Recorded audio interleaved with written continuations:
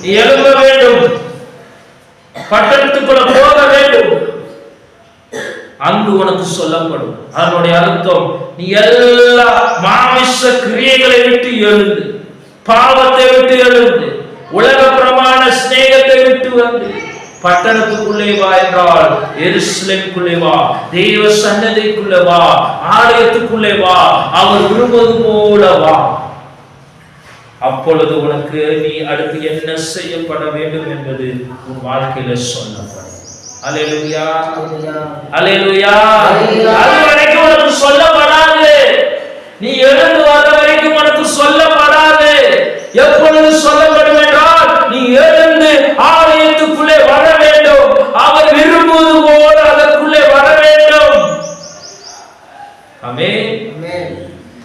பரலோகத்தின் கிரியைக்குள்ள வர வேண்டும், தேவனுடைய ராஜ்யத்துக்குள்ளே வர வேண்டும், தேவனின் ஆளுகைக்குள்ள வர வேண்டும்.